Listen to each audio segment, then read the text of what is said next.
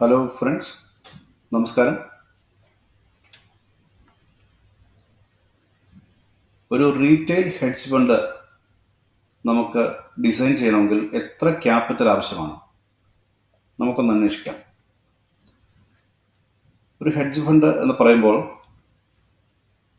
നമ്മൾ futures and options ഉപയോഗിച്ചുകൊണ്ടാണ് ഇത് ചെയ്യുക. ഹെഡ്ജിങ് ചെയ്യാനും ലിവറേജിൻ്റെ ലഭ്യതയ്ക്കായിട്ട് ഉപയോഗിക്കുന്ന ടൂളുകളാണ് ഫ്യൂച്ചറും ഓപ്ഷൻസും. ലോങ് ഉണ്ട്, അതായത് നമ്മൾ ബൈ ചെയ്ത് ഹോൾഡ് ചെയ്യും. ഷോർട്ട് ഉണ്ട്, നമ്മൾ ഷോർട്ട് ചെയ്യുക എന്നുകൊണ്ട് ഉദ്ദേശിക്കുന്നത് നമ്മൾ ആ ട്രേഡ് തുടങ്ങുന്നത് തന്നെ ഒരു സെല്ലിലൂടെയാണ്. നമ്മുടെ പൊസിഷൻസ് ഇല്ല, ലോങ് ഇല്ല. ഒരു ക്ലീൻ സ്ലേറ്റിൽ ഒരു ഓപ്ഷൻ അല്ലെങ്കിൽ ഒരു ഫ്യൂച്ചർ സെല്ല് ചെയ്യുമ്പോൾ അത് നമ്മൾ അതിനെ ഷോർട്ട് ചെയ്യാമെന്നാണ് പറയുന്നത്. അത് സ്ക്വയർ ഓഫ് ചെയ്യണമെങ്കിൽ ബൈ ബാക്ക് ചെയ്യണം. പിന്നെ കോളിൻ്റെയും പുട്ടിൻ്റെയും, കോൾ ഓപ്ഷൻ്റെയും പുട്ട് ഓപ്ഷൻ്റെയും സെപ്പറേറ്റ് ആയിട്ട് സെല്ല് ബൈ അല്ലെങ്കിൽ കോമ്പിനേഷൻ ഒക്കെ ആയിട്ട് പല രീതിയിലുള്ള പൊസിഷൻസ് നമ്മൾ ചെയ്തിട്ട് നമ്മളുടെ ഒരു സ്ട്രാറ്റജി, ഒരു ഫണ്ട് ഡിസൈൻ ചെയ്തെടുക്കുകയാണ് ചെയ്യുക. കീ കമ്പോണൻസ് എന്താണ് ഇതിൽ? ഒന്ന് ലിവറേജ് ആണ്. കുറഞ്ഞ എമൗണ്ട് ഉപയോഗിച്ചുകൊണ്ട് കൂടുതൽ വോള്യം കൺട്രോൾ ചെയ്യാൻ പറ്റുന്ന സാഹചര്യം. പക്ഷെ അതോടൊപ്പം നമ്മുടെ റിസ്ക്കും കൂടും. പ്രോഫിറ്റബിലിറ്റി വർദ്ധിക്കുന്നതോടൊപ്പം റിസ്ക്കും കൂടും. കാരണം കൂടുതൽ വാല്യൂ ഉണ്ട്. മറ്റൊരു കമ്പോണന്റ് പ്രധാനപ്പെട്ടത് റിസ്ക് നമ്മൾ മാനേജ് ചെയ്യണം. റിസ്ക് മാനേജ് ചെയ്യാനായിട്ട് ഡൈവേഴ്സിഫൈ ചെയ്യാം, ഫണ്ടമെന്റൽ അനാലിസിസ് ചെയ്യാം, പൊസിഷൻ സൈസിങ് ചെയ്യാം. നമ്മളിവിടെ നോക്കുന്നത് മിനിമം ക്യാപിറ്റൽ എത്ര വേണം എന്നാണ്. മിനിമം ക്യാപിറ്റൽ നമ്മൾ പരിഗണിക്കുമ്പോൾ നമുക്ക് ഒരു സ്റ്റോക്കിന്റെ പൊസിഷൻ മാത്രമേ എടുക്കാൻ പറ്റുകയുള്ളൂ. കാരണം ഒരു 5 ലക്ഷം രൂപ വരെ മിനിമം നമുക്ക് ആവശ്യമുണ്ട് ഒരു സ്റ്റോക്ക് മാത്രം ഡീൽ ചെയ്യാനായിട്ട്. ഒന്നിലധികം സ്റ്റോക്കുകൾ, ഓരോ സ്റ്റോക്കിനും 5 ലക്ഷം രൂപ വെച്ച് നമ്മൾ മാറ്റി വെച്ചാൽ മാത്രമേ നമുക്ക് ഡൈവേഴ്സിഫിക്കേഷൻ നടക്കത്തുള്ളൂ. പൊസിഷൻ സൈസിങ്ങും അങ്ങനെ നടക്കുകയുള്ളൂ. പിന്നെ ചെയ്യാൻ പറ്റുന്നത് ഫണ്ടമെന്റൽ അനാലിസിസ് ആണ്. ഫണ്ടമെന്റൽ അനാലിസിസിൽ സ്റ്റോക്കിന്റെ ഫണ്ടമെന്റൽ അനാലിസിസ് ചെയ്തിട്ട് സാധാരണഗതിയിൽ നമ്മൾ ആദ്യം ഈ പഠനം തുടങ്ങുമ്പോൾ ഏറ്റവും നല്ലത് ഒരു ഡിഫൻസീവ് സ്റ്റോക്ക് തിരഞ്ഞെടുക്കുക എന്നുള്ളതാണ്. നമ്മളൊരു എക്സാമ്പിളിലേക്ക് പോവുകയാണ്.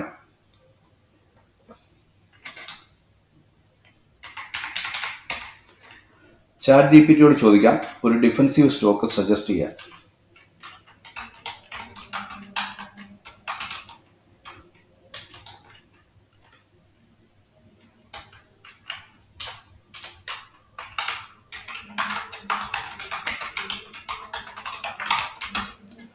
NSE F&Oയിലെ ഫ്യൂച്ചേഴ്സ് ആൻഡ് ഓപ്ഷൻ സെഗ്മെന്റിൽ ലിസ്റ്റ് ചെയ്തിട്ടുള്ള സ്റ്റോക്കുകളാണ് നമുക്ക് ആവശ്യം. അതിലെ ഒരു ടോപ്പ് ഡിഫൻസീവ് സ്റ്റോക്ക് പറയാനാണ് ചാറ്റ് ജിപിടിയോട് പറഞ്ഞിരിക്കുന്നത്. അവരെന്ത് പറയാൻ നോക്കാം.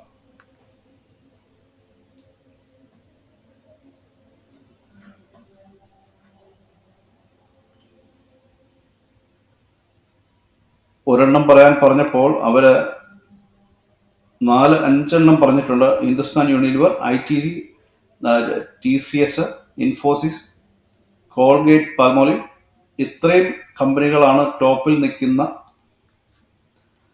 ഡിഫൻസീവ് സ്റ്റോക്കുകളായിട്ട് ഇവർ പറഞ്ഞിട്ടുള്ളത്. എന്തായാലും ഏറ്റവും ആദ്യം വന്നത് ഹിന്ദുസ്ഥാൻ യൂണിലിവറാണ്. നമുക്ക് ഹിന്ദുസ്ഥാൻ യൂണിലിവറിൽ ഒരു പൊസിഷൻ എടുത്തിട്ട് നോക്കാം. ഡെമോൺസ്ട്രേഷനാണ്.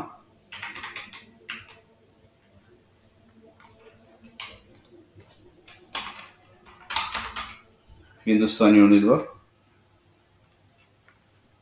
അതിനു മുമ്പ് നമുക്ക് ചാർട്ട് ഒന്ന് നോക്കാം.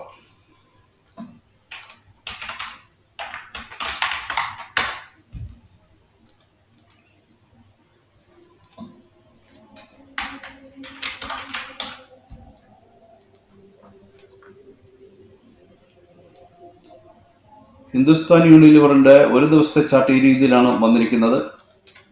5 ദിവസത്തെ ചാർട്ട് ഇങ്ങനെയാണ്.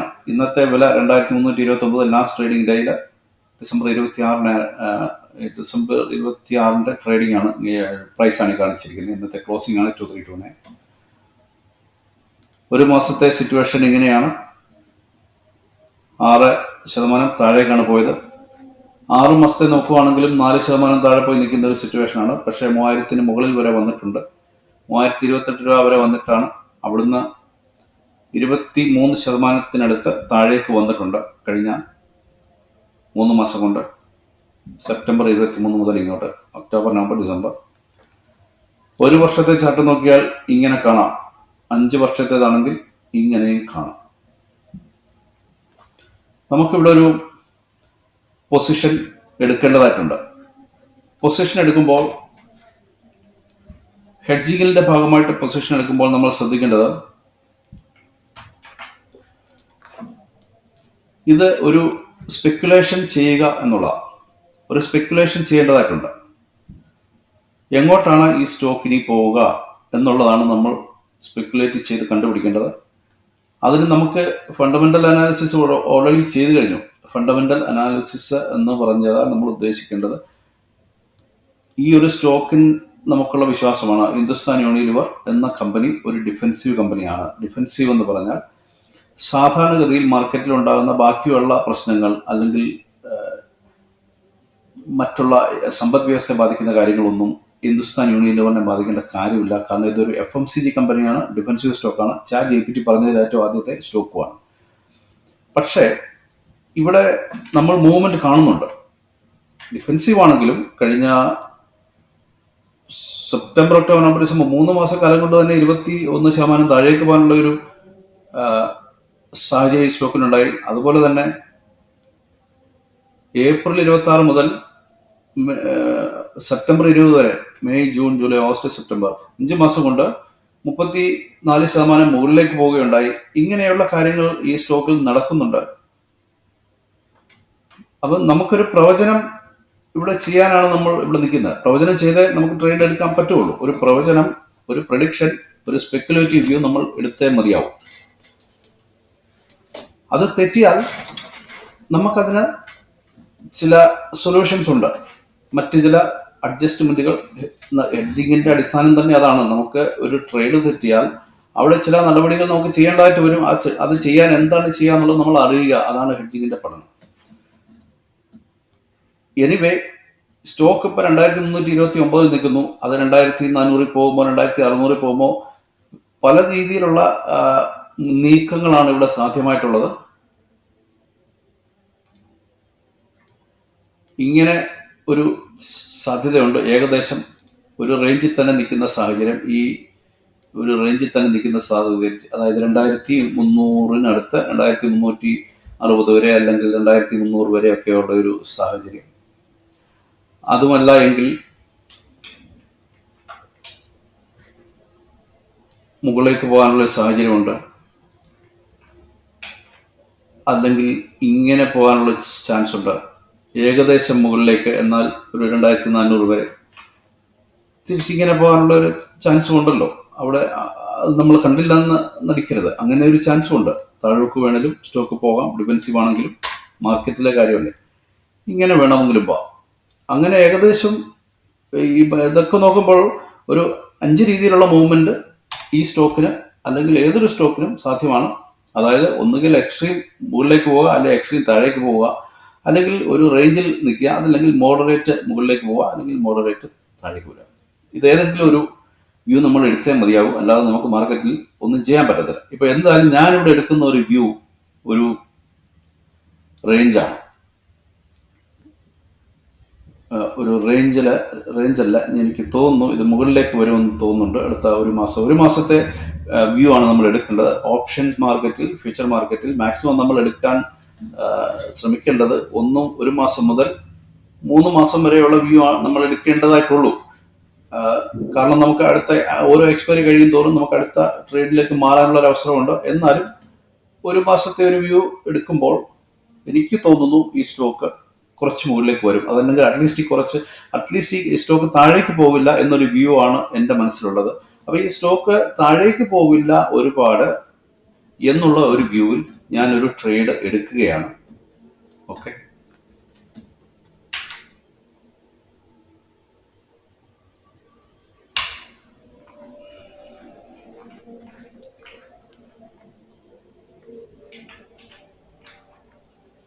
By future. ഇന്ന് 26 ആണ്. നമുക്ക് ജനുവരി 30 എക്സ്പയർ ആവുന്ന സീരീസിലെ ഒരു ഫ്യൂച്ചർ വാങ്ങുകയാണ്. NSE പോയി പ്രൈസ് ഒന്ന് നോക്കാം.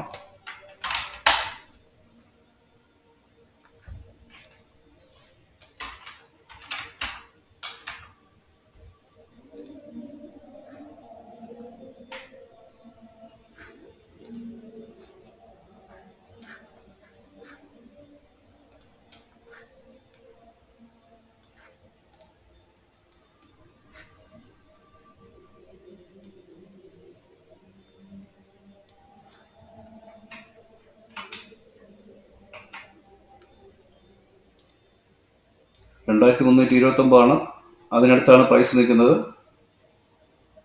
ഒരു ഫ്യൂച്ചർ വാങ്ങുമ്പോൾ നമുക്കിങ്ങനെ ഒരു ചാർട്ട് കിട്ടിയിട്ടുണ്ട്.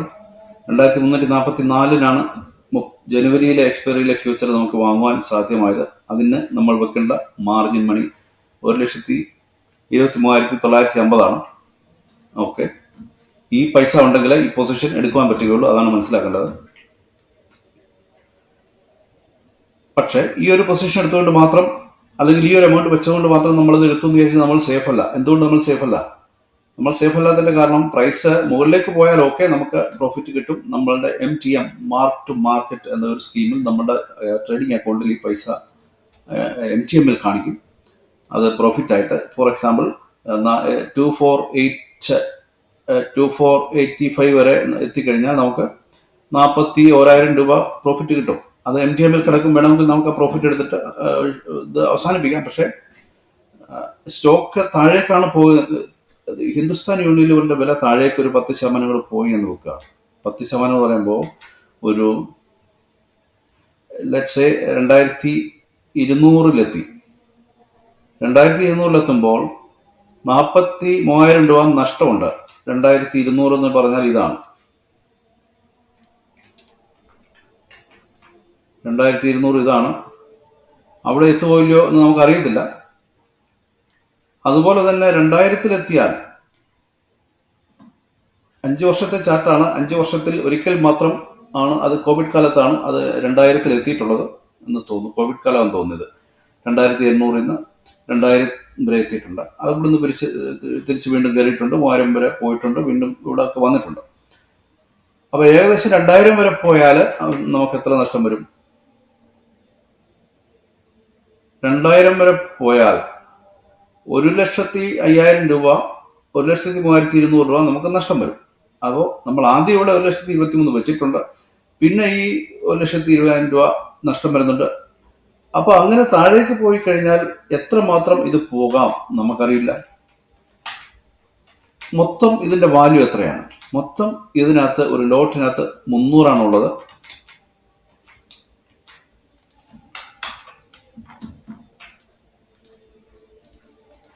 300 വിലയോ 2,344. ഇതിൻ്റെ വാല്യൂ എന്ന് പറയുന്നത് 7,03,200 നമുക്കിതിനകത്ത് മാക്സിമം. ഈ സ്റ്റോക്ക് 0 വരെ പോയാൽ നമുക്കുണ്ടാകുന്ന നഷ്ടം 7,03,200. ഇത് നമ്മൾ അറിഞ്ഞിരിക്കണം. ഇതാണ് നമ്മുടെ മാക്സിമം നഷ്ടം എന്ന് പറയുന്നത്. ഇത് മാക്സിമം ലോസ് ഇവിടെ അൺഡിഫൈൻഡ് ആണ് കാണിച്ചിരിക്കുന്നത്. പക്ഷേ അൺഡിഫൈൻഡ് അല്ല, അത് 7,03,000 വ്യക്തമാണ്. കാരണം നമ്മളത് സ്റ്റോക്ക് മേടിക്കുമ്പോൾ അത് 0 വരെ പോകുന്നതാണ് മാക്സിമം റിസ്ക് എന്ന് നമുക്കറിയാമല്ലോ. അപ്പോൾ അതിന് ഈ 7,00,000 വരെ പോകാനുള്ള ചാൻസ് വളരെ കുറവാണ്. കാരണം ഈ സ്റ്റോക്ക് ഒരുപാട് വർഷങ്ങൾ പഴക്കമുള്ള സ്റ്റോക്കാണ്. വളരെ വലിയ ഒരു പ്രസ്ഥാനമാണ് ഇത് ഹിന്ദുസ്ഥാൻ യൂണിലിവർ. ഇതൊക്കെ 0 പോകാനാണ് എന്നേ പോയതിന്. നമ്മൾ മേടിക്കുന്നവരെ വെയിറ്റ് ചെയ്യേണ്ട കാര്യമില്ലായിരുന്നു. ഓക്കെ. അപ്പൊ ആ ഒരു വിശ്വാസത്തിൽ നമ്മൾ ഈ പൊസിഷൻ എടുക്കുകയാണ്.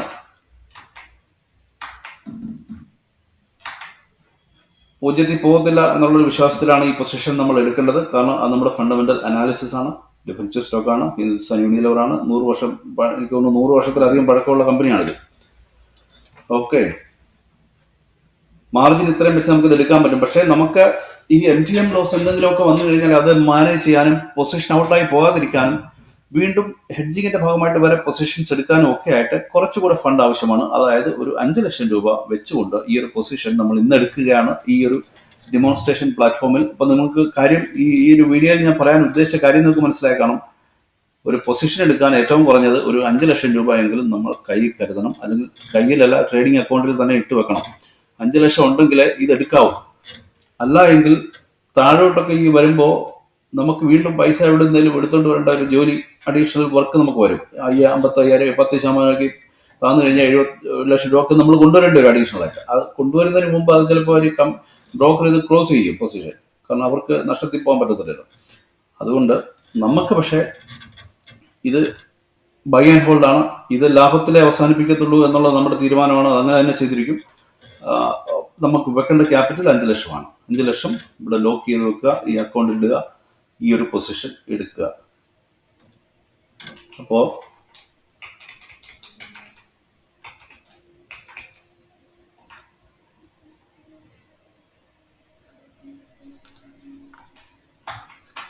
ഓക്കെ, പൊസിഷൻ എടുത്തു കഴിഞ്ഞു. പക്ഷെ മുകളിലേക്ക് പോയാൽ ലാഭം വരും എന്നുള്ളൊരു പ്രതീക്ഷയിലാണ് എടുത്തിരിക്കുന്നത്. പക്ഷെ മുകളിലേക്ക് അധികം പോയില്ല എങ്കിൽ, ഒരു റേഞ്ചിലാണ് പോകുന്നതെങ്കിൽ, ഏകദേശം മുകളിലേക്ക് വരുമ്പോൾ ഒരു പക്ഷേ 2400 വരെയൊക്കെ വന്നുള്ളൂ എങ്കിൽ നമുക്കതിന് മുകളിലേക്ക് ലാഭമില്ല. അപ്പൊ 2329 മുതൽ 2400 വരെയുള്ള ഒരു റേഞ്ച് വെച്ച് നമുക്കൊന്ന് പിടിച്ചു നോക്കാം. 2400 കോൾ ഓപ്ഷന്റെ വാല്യൂ ഒന്ന് നോക്കാം. കവേർഡ് കോൾ നിങ്ങൾ പഠിച്ചിട്ടുണ്ട്, വീഡിയോ ലിസ്റ്റിലുണ്ടെന്ന് നോക്കാവുന്നതാണ്. 2400 ഒരു കോൾ ഓപ്ഷന് 29 രൂപയാണ് ഉള്ളത്. വിൽക്കാൻ ചെല്ലുമ്പോൾ 29.25 കിട്ടും. ഓക്കെ,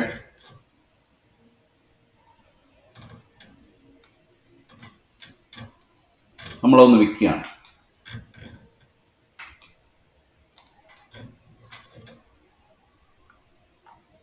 ഓപ്ഷൻസ് 2400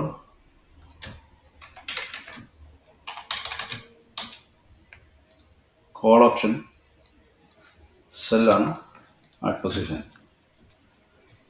നമ്മുടെ ഫ്യൂച്ചറിന്റെ കൂടെ ഒരു കോൾ ഓപ്ഷൻ ആഡ് ചെയ്യുമ്പോൾ നമുക്ക് കിട്ടിയത് ഒരു കവേർഡ് കോളാണ്. ഇപ്പൊ നമ്മൾ ചെയ്തിരിക്കുന്നത് കവേർഡ് കോളാണ്. 29.55 ആണ് അവർ കാണിച്ചത്. പക്ഷെ നമുക്ക് 29.25 കിട്ടുകയുള്ളൂ, കാരണം അതാണ് അവിടുത്തെ പ്രൈസ്.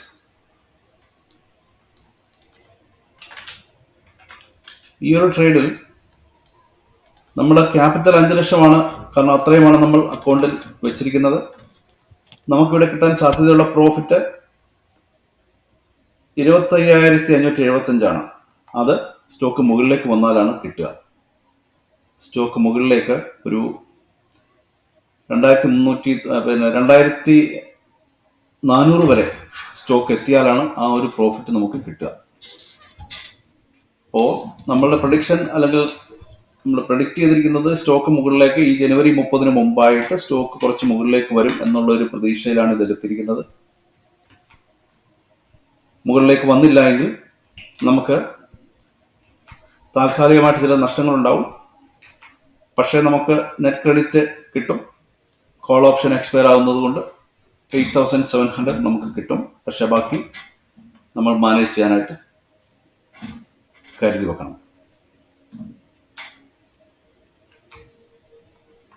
ഇതാണ് എടുത്ത ട്രേഡ്. ഓൾറൈറ്റ്, ഇത് ഞാൻ അപ്ഡേറ്റ് ചെയ്യാൻ പിന്നീട്. എക്സാമ്പിൾ നമ്മൾ ചെയ്തു കഴിഞ്ഞു. Fund needed, initial capital required for margins content trading, അതാണ് ഈ ഇനിഷ്യൽ ക്യാപിറ്റലാണ് ഈ കാണിച്ചത്, 1,48,000.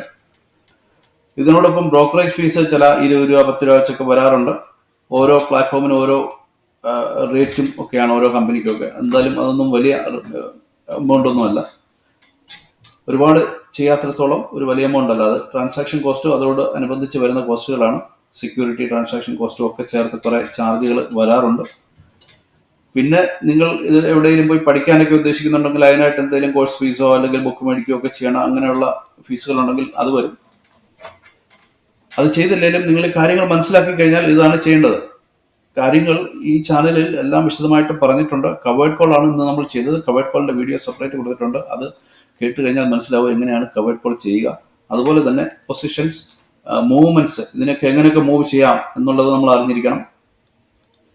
കാരണം ആ മൂവ്മെന്റുകളാണ് നമ്മൾ പ്രെഡിക്റ്റ് ചെയ്യാൻ ഉദ്ദേശിക്കുന്നത്. ആ മൂവ്മെന്റ് തെറ്റിയാൽ എന്ത് ചെയ്യണം എന്നുള്ളത്, ആ തെറ്റുമ്പോഴേ നമുക്ക് അത് പഠിക്കേണ്ട ഒരു ആവശ്യം ഉള്ളൂ. പഠിക്കാൻ പറ്റും. കാരണം കോൾ ഓപ്ഷനും പുട്ട് ഓപ്ഷനും പഠിച്ചു കഴിഞ്ഞാൽ, ഫ്യൂച്ചർ പഠിച്ചു കഴിഞ്ഞാൽ നമുക്ക് ഇതെല്ലാം ചെയ്യാൻ പറ്റും. പക്ഷേ അത് പ്രാക്ടിക്കലി എങ്ങനെ ചെയ്യും എന്നുള്ളത് ആ ഒരു ലെവൽ വരുമ്പോൾ ഞാൻ ചെയ്ത് കാണിച്ചു തരാം. Alright, okay.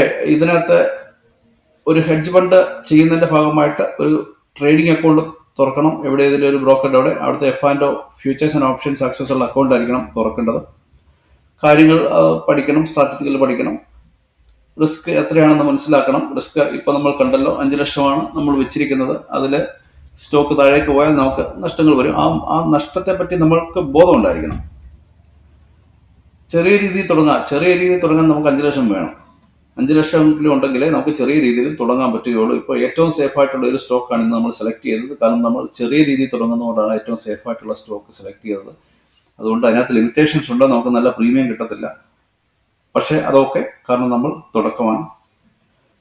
ഇത് മോണിറ്റർ ചെയ്തുകൊണ്ടിരിക്കണം. 1-2 ദിവസം കൂടുമ്പോൾ ഈ ഒരു പൊസിഷൻ, ഹിന്ദുസ്ഥാൻ യൂണിലിവറിന്റെ മൂവ്മെന്റ് എങ്ങനെയാണെന്ന് നോക്കിക്കഴിഞ്ഞാൽ നമുക്ക് ഏകദേശം ഐഡിയ കിട്ടും. പക്ഷേ നമ്മൾ ആ ഓപ്ഷൻ, നമ്മൾ വിറ്റ ഓപ്ഷൻ, അതിന്റെ പ്രൈസും നമ്മൾ അറിഞ്ഞിരിക്കണം. ഈ ചാനലിൽ ഞാൻ അപ്ഡേറ്റ് ചെയ്യാം. നമുക്കിപ്പോൾ മനസ്സിലായി ഹെഡ്ജ് ഫണ്ട് എന്താണെന്ന്. ഇത്രയേ ഉള്ളൂ ഹെഡ്ജ് ഫണ്ട്. ഇതിനകത്ത് പല രീതിയിലുള്ള മൂവ്മെന്റ്സും. ഇപ്പം നമ്മൾ ലോങ് ആണ്, കവേർഡ് കോൾ ആണ് ചെയ്തിരിക്കുന്നത്. ഫ്യൂച്ചർ വാങ്ങി അതിന് അഗെയിൻസ്റ്റ് കോൾ ഓപ്ഷൻ വിറ്റു. തിരിച്ച് ഫ്യൂച്ചർ വിറ്റിട്ട് അതിന് അഗെയിൻസ്റ്റ് പുട്ട് ഓപ്ഷൻ വിൽക്കുന്ന ഒരു സിസ്റ്റം ഉണ്ട്. അതിന് കവേർഡ് പുട്ട് എന്ന് പറയും. പിന്നെ ഷോർട്ട് സ്റ്റാർട്ടിൽ, അങ്ങനെ പല രീതിയിലുള്ള സ്ട്രാറ്റജികൾ നമ്മൾ ചെയ്യാറുണ്ട്. ഇപ്പോൾ ചെയ്തിരിക്കുന്നത് ഈ 30-ാം തീയതി, ജനുവരി 30-ന് മുമ്പ് ഈ സ്റ്റോക്ക് മുകളിലേക്ക് കയറും എന്ന് വെറുതെ ഞാൻ അങ്ങ് പ്രെഡിക്റ്റ് ചെയ്യുകയാണ് ചെയ്തത്. പക്ഷെ നമുക്കൊരു പൊസിഷൻ അങ്ങനെ അങ്ങ് എടുത്തു വന്നേ ഉള്ളൂ. അത് തെറ്റിയാൽ നമുക്ക് അന്നേരം അതിന്റെ റിപ്പയറിങ് നമുക്ക് അന്നേരം ചെയ്യാം.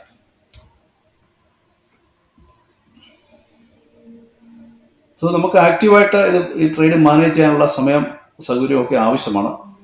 റിസ്ക് എടുക്കാനുള്ള ഒരു കഴിവ് നിർബന്ധമായിട്ടും ഈ F&O മാർക്കറ്റിൽ വരുന്നവർക്ക് വേണം. Start with paper trading to build confidence. നമുക്ക് ഈ ട്രേഡ് കറക്റ്റായിട്ട് മനസ്സിലാക്കുകയും ഒക്കെ ചെയ്യണം. ആ ഒരു കാലഘട്ടത്തിൽ നമ്മുടെ പണം പോകരുത് കയ്യിൽ നിന്ന്. അതിന് പേപ്പർ ട്രേഡുകൾ, നമ്മൾ ഒരു പേപ്പറിൽ വേണം ഈ ട്രേഡുകൾ എഴുതി വെച്ചിട്ട് ഇതിന്റെ പ്രൈസ് സിസ്റ്റത്തിൽ എവിടെയെങ്കിലും നോക്കിയിട്ട് അപ്ഡേറ്റ് ചെയ്താലും നമുക്ക് പഠിക്കാൻ പറ്റും. അതല്ലെങ്കിൽ ഞാൻ ഈ ഒബ്സ്ട്രാ പ്ലാറ്റ്ഫോം, ഇപ്പം ഈ കണ്ട പ്ലാറ്റ്ഫോമിനകത്ത് വേണമെങ്കിലും ഇത് ചെയ്ത് പഠിക്കാനുള്ള അവസരമുണ്ട്. ഇത് ഫ്രീ വെർഷനാണ് ഞാൻ ഉപയോഗിക്കുന്നത്. ഇതിന്റെ പെയ്ഡ് വെർഷൻ ഒക്കെ ഉണ്ട്. അതിനകത്ത് ലൈവായിട്ട് ചെയ്യാൻ പറ്റും. അല്ലെങ്കിലും നമുക്ക് ഇങ്ങനെയൊക്കെ ചെയ്തിട്ടും ചെയ്യാൻ പറ്റും. ശ്രദ്ധിക്കേണ്ടത് നമ്മുടെ ഫിനാൻഷ്യൽ കപ്പാസിറ്റി എത്രയാണ്, അതനുസരിച്ച് വേണം ചെയ്യാൻ. അതുപോലെ ലോങ് ടേം ഗോൾസ് ഉണ്ട്. ഇത് 1-2 ദിവസത്തെ കണക്ക് നോക്കിയിട്ട് നമുക്ക് ഈ ഒരു ട്രേഡിങ്, ഹെഡ്ജ് ഫണ്ട് ചെയ്യാൻ സാധ്യമല്ല. വളരെ വലിയ രീതിയിലുള്ള എമൗണ്ട് അല്ലെങ്കിൽ റിസ്ക് ഇതിനകത്ത് ഇൻവോൾവ് ആണ്. പ്രോഫിറ്റും അതുപോലെ തന്നെ ഇൻവോൾവ് ആണ്. പക്ഷേ 5 ലക്ഷം രൂപ വെച്ചിട്ട് നമുക്ക് ചെറിയ രീതിയിൽ ചെയ്യാൻ പറ്റുകയുള്ളൂ. ഒരു 50 ലക്ഷം ഉണ്ടെങ്കിൽ കുറച്ചുകൂടെ ഭംഗിയായിട്ട് ചെയ്യാൻ പറ്റും. അപ്പോൾ നമുക്ക് ഇതൊന്ന് വൈൻഡപ്പ് ചെയ്യാം. ഒന്ന് സ്ട്രാറ്റജിക് ആയിട്ടുള്ള പ്ലാനിങ് ആവശ്യമാണ്. പണം കമ്മിറ്റ് ചെയ്യണം, റിസ്ക് മാനേജ് ചെയ്യണം. ഓക്കെ, എഫക്റ്റീവായിട്ട് ഇത് മാനേജ് ചെയ്യാൻ പറ്റുന്ന രീതിയിലുള്ള അറിവ് നേടിയെടുക്കുക.